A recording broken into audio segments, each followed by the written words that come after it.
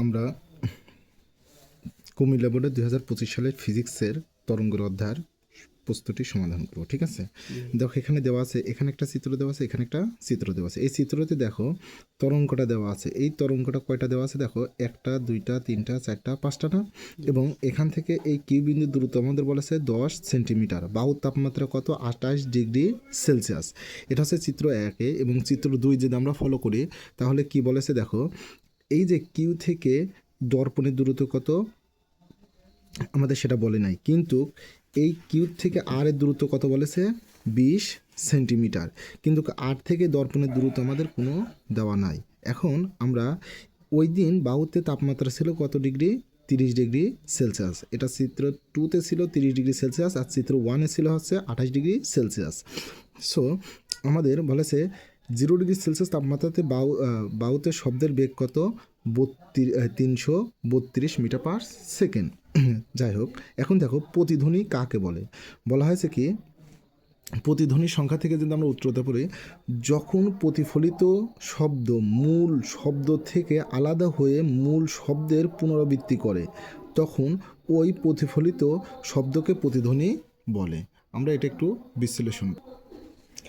এখানে আমি দাঁড়াই আছি, এখানে আমাদের একটা দেখা যাচ্ছে বড় বিল্ডিং।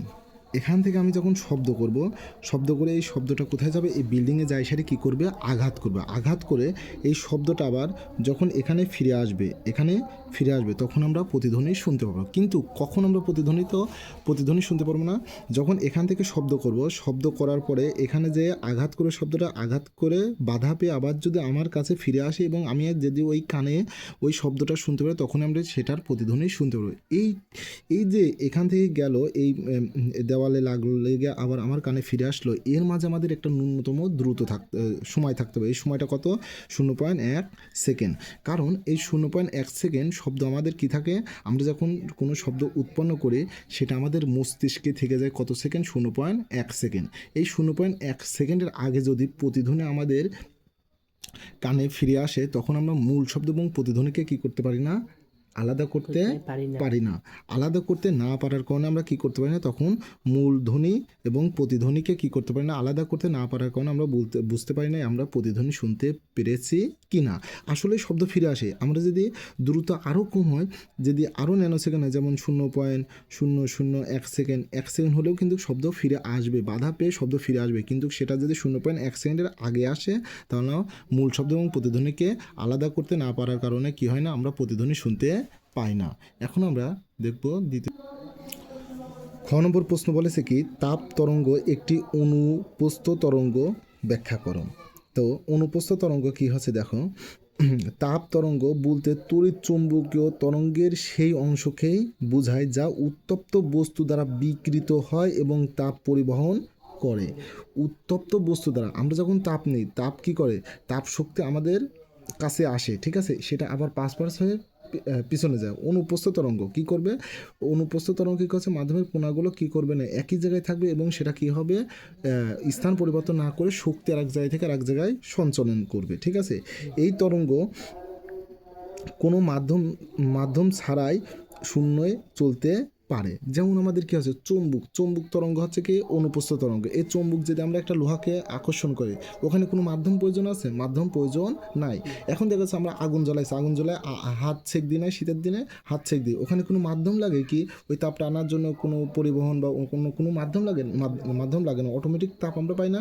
এটা কি তড়িৎ চুম্বকীয় আকারে চলে। এটাই হচ্ছে অনুপ্রস্থ তরঙ্গের একটা ভালো উৎকৃষ্ট মানের উদাহরণ। যেমন সূর্যের তাপ পৃথিবীতে পৌঁছায়, সূর্যের তাপ যখন পৃথিবীতে পৌঁছায়, এখানে কোনো মাধ্যমের প্রয়োজন আছে, বায়ু পানি এগুলো কোনো কিছুর মাধ্যমের প্রয়োজন নেই। তড়িৎ চুম্বকীয় তরঙ্গের ধর্ম অনুসারে মাধ্যমের কোণাগুলো কম্পন তরঙ্গের বিস্তারের দিকে লম্বভাবে সংঘটিত, লম্বভাবে মানে কি 90 ডিগ্রি কোণে সংঘটিত। 90 ডিগ্রি যদি একটু কম বেশি হয় তাহলে এটা আর অনুপ্রস্থ তরঙ্গ থাকবে না, তাই এটি একটি অনুপ্রস্থ তরঙ্গ। আশা করি বুঝতে পেরেছেন।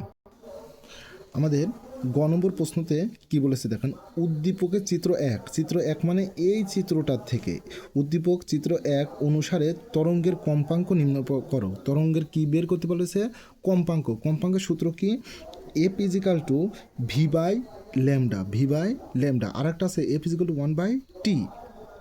তো এখানে আমরা দেখতে পাই এখান থেকে আমরা কি পাই, আমার যেহেতু এখানে দুইটা সূত্র আছে, এফ ইজিক্যাল টু 1/t আর দেওয়া আছে এফ ইজিক্যাল টু v/t। আমাদের এফ কম্পাঙ্ক বের করতে বলেছে, আমরা এখন কোন সূত্র এখান থেকে কী পাবো, দেখো এখান থেকে যদি আমরা দেখি আমরা এখান থেকে পাবো হচ্ছে ভি পাবো, কারণ এই যে তাপমাত্রা দেওয়া আছে 28 ডিগ্রি সেলসিয়াস, এখান থেকে আমরা পাবো কি ভি পাবো, অর্থাৎ বাহুতে শব্দের বেগ এটা পাবো।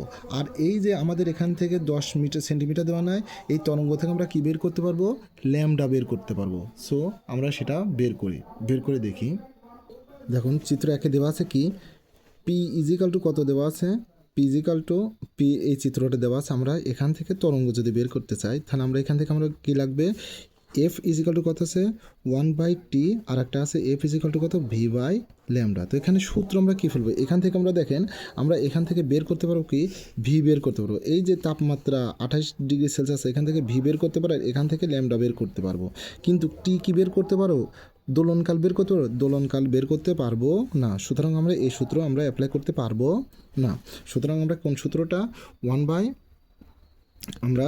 আমরা কি করতে পারবো না, 1/t, এই সূত্রটা 1/t, F equal two 1/t এই সূত্রটা অ্যাপ্লাই করতে পারবো না, কিন্তু এফ ইজিক্যাল টু v/λ এই সূত্রটা অ্যাপ্লাই করতে পারবো। এখন যদি আমরা এটা করতে চাই তাহলে আমাদের আরও কি করতে হবে দেখা যাক। যেহেতু আমাদের সূত্র হচ্ছে এফ ইজিক্যাল টু v/λ, তো এখান থেকে আমরা ল্যামডা বের করতে পারি। তো আমরা এখানে কি করতে পারি দেখেন, আমরা কি জানি দেখেন ল্যামডা এখানে কত, এখান থেকে এটুকু দূরত্ব কত 10 সেন্টিমিটার সমান এখান থেকে কটা এ গেছে দেখেন, তরঙ্গ গেছে 1 2 3 4 5টা, তাহলে 5 ল্যামডা বাই কত 2, তাহলে এটার সাথে 10-এর সাথে 2 গুণ করলে কত হচ্ছে 20, আর এখানে থাকছে কি 5 ল্যামডা। তাহলে এই 5 এই পেশে আসলে কী হচ্ছে ভাগ হচ্ছে 5, আর এখানে ল্যামডা থাকলো, তাহলে 20 5 দ্বারা ভাগ করলে 4, এটা হচ্ছে ল্যামডা। এটা আমাদের কি আছে সেন্টিমিটার আছে, তাহলে এটা হচ্ছে কি ল্যামডার দূরত্ব হচ্ছে কি 4 সেন্টিমিটার। এখন আমাদের লাগবে হচ্ছে ভি এর মান, এখন আমাদের প্রয়োজন ভি এর মান। তো ভি সমান আমরা কি জানি 330 গুণন √273 যোগ থিটা মানে ওই যে তাপমাত্রা আমাদের কত দেওয়া আছে, তাপমাত্রা দেওয়া আছে 28 ডিগ্রি সেলসিয়াস, তাহলে এখানে লিখবো কি 28, ঠিক আছে 28, আর ডিভাইডেড কত 273, আর একক কত মিটার পার সেকেন্ড ইনভার্স 1। তো এটা আমরা যদি ক্যালকুলেটরে তুলি তাহলে দেখা আমাদের ক্যালকুলেটর কি আসে সেটা আমরা দেখার চেষ্টা করি, যেভাবে আছে এমন।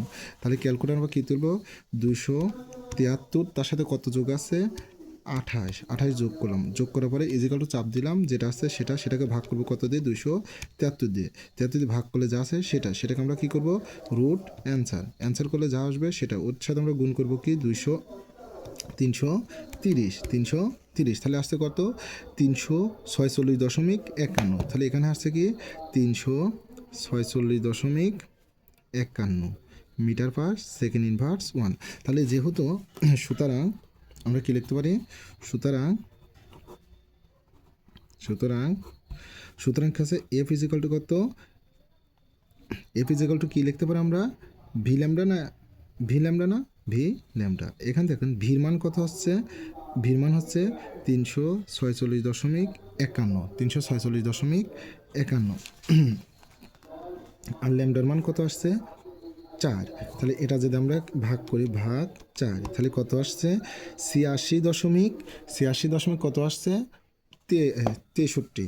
তাহলে এটা আমরা লিখতে পারি কত 86.63, ঠিক আছে, যেটাকে 87ও লিখতে পারি। তো এটাকে কম্পাঙ্কের একক কি হার্টস, তো এখানে হার্টস দিতে পারে বা সেকেন্ড ইনভার্স লিখলেও হয়। তো এটার অ্যান্সার আমাদের এটাই, আমরা বুঝতে পারছি।